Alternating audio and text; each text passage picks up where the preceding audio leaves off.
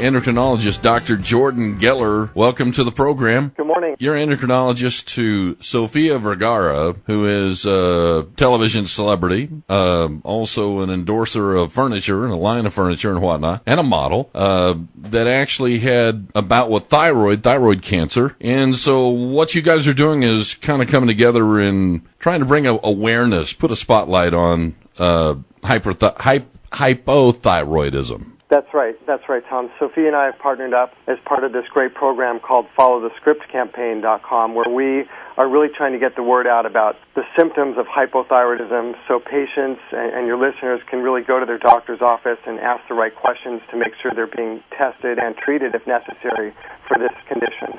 Hypothyroidism, that's not the same thing as thyroid cancer, is it? No, I'm actually really glad, Laura, that you brought that up because the two are totally separate. Thyroid cancer can be treated with surgery, which in turn can remove the thyroid gland and cause somebody to become hypothyroid. But having hypothyroidism itself does not mean somebody has thyroid cancer. What are the symptoms of hypothyroidism? The most common symptoms that we see are fatigue, unexplained weight gain, memory impairment, or my patients often call it brain fog. People often feel cold. They may be constipated.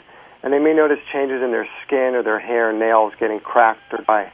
Okay, like one time I went to a doctor to see a visit and just to have a checkup. And the doctor starts rubbing my fingernails. And I've got some ridges on my fingernails that are longitudinal, like that run in the direction of my finger. And they said, well, hey, maybe we need to check your thyroid because that's a symptom of, your thyroid functioning abnormally.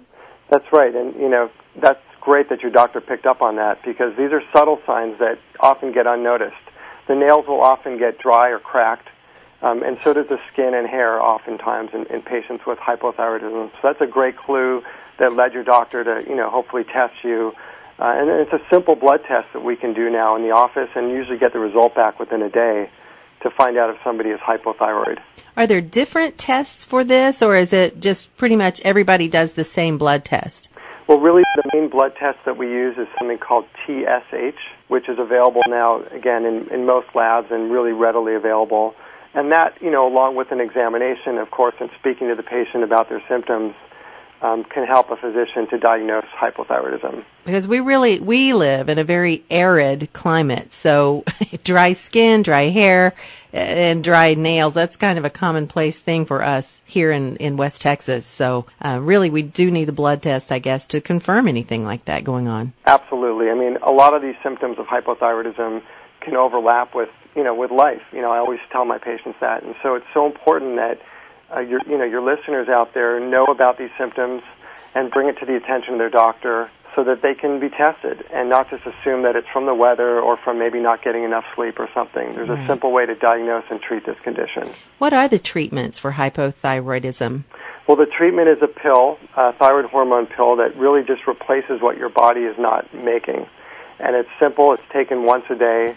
The important thing about thyroid hormone is that, it's typically a lifelong commitment, and it's very important that patients who are treated for hypothyroidism follow up regularly with their doctors and, make sure they know of any other medications they're taking or other health conditions that they have, because this is a condition that's, again, easily treatable but does need to be closely monitored. Okay, I don't want to seem like this is, going to be an elementary question, but probably is pretty basic, and I should probably know this, and so should everybody else. What does the thyroid do? Well, the thyroid gland, which again, it's a little gland, it's in the front of our neck about the size and shape of a butterfly, and it controls our metabolism. It controls our heart rate. It helps control our bowel function. It helps control our growth and development. It controls our brain cognitive function. It's important for reproduction. I mean, there's basically not a function in the body that does not need this critical hormone, and that's why the list of symptoms is so lengthy.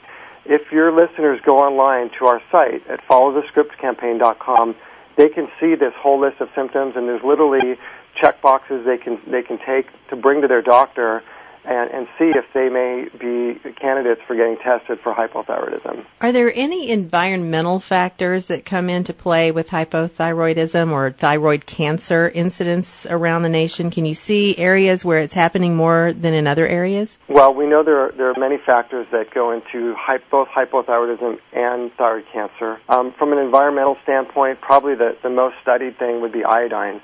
Areas that are deficient in iodine are more likely to have hypothyroidism, although this is not that common nowadays because iodine is supplemented in many foods. Thyroid cancer, from an environmental standpoint, again, this is an area of active research that we're looking into. The one thing that is really well known is radiation. Radiation is definitely a risk for both hypothyroidism and thyroid cancer. But I really want to emphasize, to your listeners that having hypothyroidism does not mean you have thyroid cancer. And, having thyroid cancer and having a thyroid removed is just one cause of hypothyroidism. So the two are not going hand in hand always. Now, Sofia Vergara actually had thyroid cancer. Is that correct? That's right. She had thyroid cancer, and she had her thyroid removed. And so now she is taking the replacement therapies. Yes, she takes thyroid hormone, and she takes that once a day. Yeah. Is it hard to get that regulated? I have friends who've had their thyroids removed, and it seems to be kind of a test on getting the medications right. Well, in the beginning it can be a bit of an adjustment period, but it's not difficult, especially if a patient has a good relationship with their physician and that they're, getting tested regularly and making sure that their doctor is aware of any other health conditions or medications that they're taking. But it's not difficult to do. It's important that, it be managed by a specialist, though, oftentimes, and there's plenty of them out there. Thyroid cancer, this type of cancer is, I guess, prognosis very good? Catching it early, is that important? Absolutely. Catching thyroid cancer early has a huge impact on the prognosis, which generally is very good. And there's a test that your listeners can do at home called the neck check, which is also available on our website. But basically what patients do is they take a glass of water and they sit down in front of a mirror and they gently rest their hands on their collarbone in front of their neck. And as they swallow, they'll feel the thyroid gland rise up and down right underneath their fingers, and they can feel for any lumps or irregularities. And if there's anything that they feel that's abnormal or they're just not sure, they should go to their doctor, bring it to their attention, and they can get a simple ultrasound of the thyroid, which is a great way to get a picture of the gland. And that's one way in which we can screen for thyroid cancer at an early stage. Excellent. What is that website? The website is called followthescriptcampaign.com. And there's just a wealth of information. There's great stories from patients, not only Sofia, but other patients just like her.